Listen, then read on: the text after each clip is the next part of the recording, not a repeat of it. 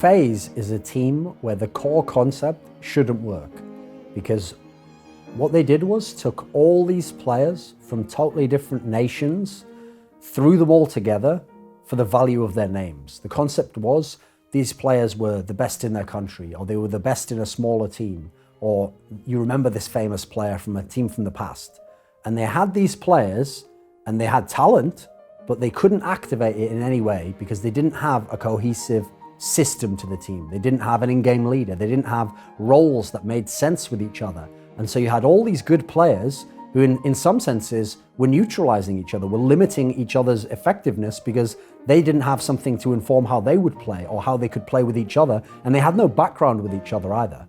So the core element that changed with FaZe to make what should have been an experimental concept team, but one that ultimately should have failed as an experiment, and take that and make it into one of the best teams in the world, was adding in this player, Karrigan, who's one of the all-time great CSGO in-game leaders. And he's someone where, with Astral, it's a very different type of team, all Danish, obviously, same nationality as him. With that lineup, they'd been very tactical, and they were based around certain star players, and then he had fantastic role players.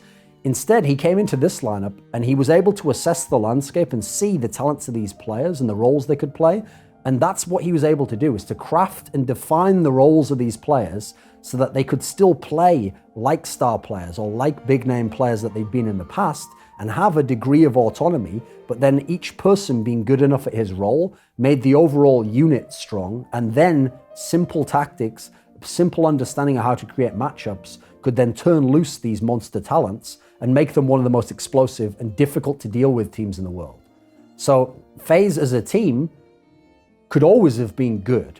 And the confusion in the past was, why aren't they good? Why don't they make the playoffs at a major? Why don't they ever have a chance to win a tournament as a dark horse?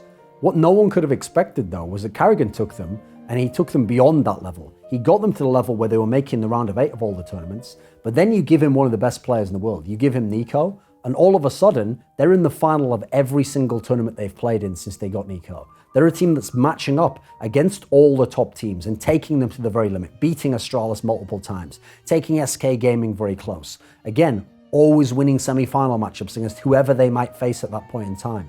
So they've actually already exceeded expectations. These guys are overachievers for what they are as a fundamental lineup on paper, but there's still something missing for them. Yeah, they won Star Series, they won a big title, they made all these finals, but they've been losing to SK Gaming.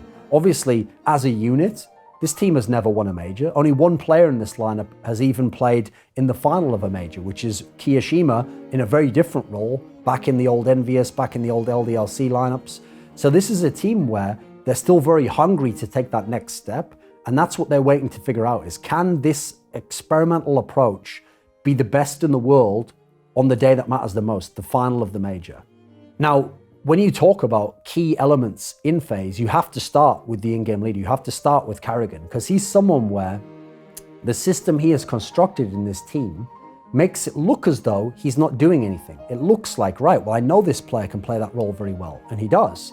And I know this star player can go off and be an incredibly explosive player and put up big numbers, and he does. And I know this role player over here can feed into this other player here, or can play a very set role in this aspect and add something to the team, and then he does it in the match. And you think to yourself, right, where was Karrigan's impact there? And you have to understand, his fingerprints are all over every element of that, because those players didn't have the understanding of what their teammate would do. They didn't have the understanding of how to be themselves, but then do it within the greater approach of how FaZe as a team is going to play, and therefore going to win team Counter-Strike, not individual Counter-Strike.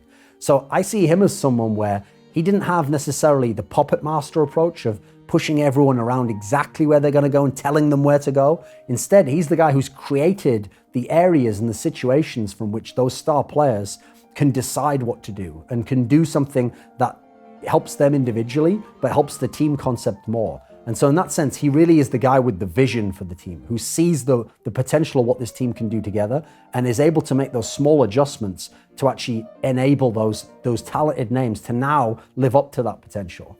So the star player of FaZe is Nico. And being as he's a player from Bosnia, obviously he's never going to be able to play in a team from Bosnia and be in the best team in the world. So he's someone where from the early days of his career, it's kind of been understood he'd have to be a nomad. He'd have to go out there, play in teams that would be different nationalities, different cultures, different players from a different even lineage of Counter-Strike who play the game a different way. But what's enabled him to do that, and the reason why he's been able to get into these multiple international teams, is his actual ability level at the game is staggering. It's no exaggeration to say that Nico is a prodigy at Counter-Strike. He's someone who, from a very young age, has been able to hit a level of impact on the game that some of the best players of all time only reach 4 or 5 years into a very decorated career. He's been that good, that early, and with this kind of level of difficulty in his career, because since he didn't have the really good teams and he didn't have a set path of how he's going to get to the top, he's had to battle through some tough times. He was in a mouse sports team that had no business even getting into the playoffs of a big tournament, who were never going to win a huge tournament or have any chance to do a deep run at a major. But he was one of the best players, if not the best player in the world, from within that difficult situation of playing with players who weren't as good as him and playing without a coherent, consistent in-game leader approach, and having people on his team who couldn't match up against his level and therefore take his huge superstar performances and put in the extra elements to make them a win in the game, so he would lose many of the games. But he wasn't discouraged by it. He's a guy who kept working on his game, kept his skills to a high level, and now, given this chance in FaZe, FaZe is like the platform, the stage upon which you put that superstar now, and he can beat out any player in the world. He can be the best player in the world on any given day. So now in one of the best teams, that makes FaZe every single tournament a contender. They are always battling, not just the other teams at the tournament, they're battling to be the best team at the tournament and to win the championship. And so when you come to majors now, if you were Nico last year and you were very, very good and you were in a team that could get upsets but you could never go deep, all you're asking is just give me a chance to win. Give me an opportunity, give me a team, a vehicle from which I could win a major. And he's got that now. And so when he comes into the major now, he knows it's up to me again to play a superstar level of Counter-Strike. And if I can do that, I can win a major, even though it's with this multinational lineup and it's with these players I've never played with before, but we can all do it together because now I'm in the situation where my talents shine through and we're not winning in spite of the team, we're winning because of the team. Probably the most understated player in FaZe would be Kiyashima, because he's someone where he has a very different career path to the other players. He's actually already been a major champion. He's won 2 majors in LDLC and Envious. But in those teams, he was mainly on the entry fragging side of the equation. He was one of the front group that went in first. And that was always one of the areas that was very contentious in that teams, and they had a lot of internal disputes over who would do that role and how the role was done and how effective it was, because they didn't run a lot of tactics. So when he was removed from Envious, a lot of people thought his career's done. Like, he's a player where at best he could go and play for the 2nd or 3rd best team in France. So being able to move over to this multinational FaZe squad has been a team where he's had to rediscover his identity as a player, because he was there for a long period of the time where they didn't have any success, where they didn't ever make the playoffs of the big tournaments, and he wasn't playing particularly well as a player. He was just perhaps an okay performer. He wasn't as lost as some of the other players, but he was never close to his best. And what he's been able to craft for himself in the Karrigan, Nico era of FaZe is he has become the ultimate role player in FaZe. This is a guy who plays a very shrewd brand of Counter-Strike. He's actually much younger than a lot of those other veteran names you know from the French scene. A lot of people don't realize he's still young in his career. He can still develop, he can play other roles.